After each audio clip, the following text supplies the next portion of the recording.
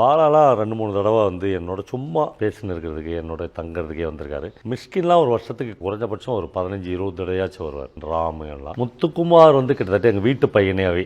ஆமாம், நிறைய எங்கள் வீட்டில் ஒரு பையனாகவே இருப்பான், என் தம்பியாகவே இருப்பான். கடைசியில் இந்த கிணத்துல அவனுக்கு நீச்சல் கற்றுக் கொடுக்கணும்லாம் நாங்கள் யோசித்தோம்.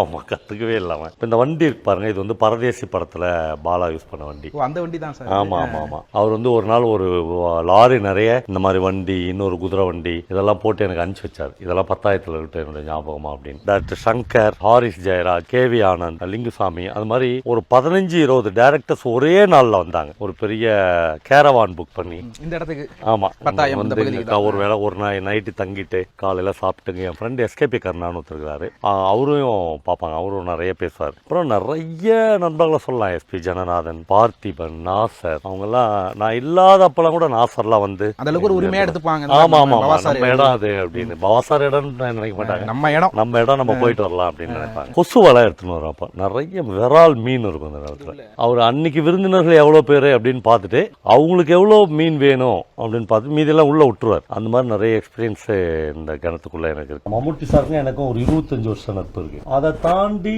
எனக்கு அவர்கிட்ட எந்த எதிர்பார்ப்பு இல்லை, அவருக்கு என்கிட்ட எந்த எதிர்பார்ப்பு இல்லை. உதாரணத்துக்கு அவர் திருவண்ணாமலையில் ஒரு மிகப்பெரிய கேன்சர் இன்ஸ்டியூட் கட்டணும்னார். ஒரு ஃப்ரீ கேன்சர் இன்ஸ்டியூட் கட்டி கேன்சர்ல யார் யார் பாதிக்கப்படுறாங்களோ அந்த ஹாஸ்பிட்டல் கூட்டின்னு வந்து அவங்கள டெத்து வரலும் அவங்கள பார்த்து அவங்கள எடுத்து அடக்கம் பண்ணணும். நீ பாத்துக்குவியான்னு என்ன கேட்கிறாரு. நான் சொன்னேன், நான் பாத்துக்க மாட்டேன் சார். ஏன் இல்ல சார், நான் எழுதணும், நான் படிக்கணும், நான் பேசிக்கலா ரைட்டர் தான். இப்போ இதை அவர் ரொம்ப நல்லபடியா எடுத்துக்கினார். நான் சொல்றேன் சார், நான் 2 பேரை சொல்றேன், அவங்க கிட்ட சொல்லி முடியாதுன்ட்டு. நீ பண்ணுன்னா தான் நான் பண்ணுவேன், இல்லைன்னா நான் பண்ண மாட்டேன்ட்டு. இப்போ அவ்வளவுதான், அது அதோட பிரேக் ஆகுது. அப்புறம் துல்கருடைய கல்யாணத்துக்கு, அவருடைய பொண்ணு கல்யாணத்துக்குலாம் என்னையும் எங்கள் ஃபேமிலி இன்வைட் பண்ணாரு.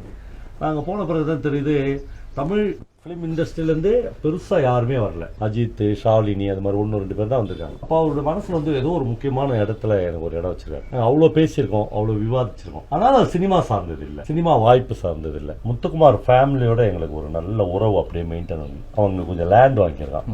ஒரு ஏக்கர் லேண்ட் இருக்காங்க பக்கத்துலேயே சார், இங்கேருந்து ஒரு 3 கிலோமீட்டரில். அவன் ஜெயமோகன் எல்லாரும் சேர்ந்து வாங்கியிருக்கான். அங்கே இருந்தது மாதம் அவனுக்கு வந்து நாங்கள் வந்து அரிசிலாம் இங்கே இருந்தால் எங்கள் வீட்டு அரிசி தான் அவனுக்கு போகுது. இன்றைக்கும் அவங்க ஃபேமிலிக்கு போகுது. அவங்க ஃபேமிலி உத்து பார்ப்போம், நல்லா பார்த்துக்குறோம் அப்படின்னு சொல்லலை, நல்லா உத்து பார்த்துக்குறோம்.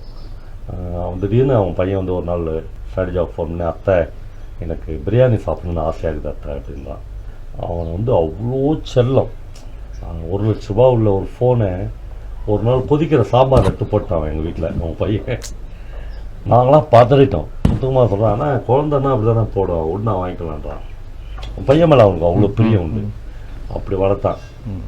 உண்மையிலேயே முத்துக்குமாருடைய அந்த அந்த அந்த இடத்த அந்த ஆதவன் வந்து ஃபில் பண்ணுவான் அப்படின்னு எனக்கு தோணுது. பாலுமேந்திரா சார்லேருந்து பாரதராஜா, அதுலேருந்து மிஷ்கின், பாலா, ராம், முத்துக்குமார், அப்படி எல்லாரும் வந்திருக்காங்க.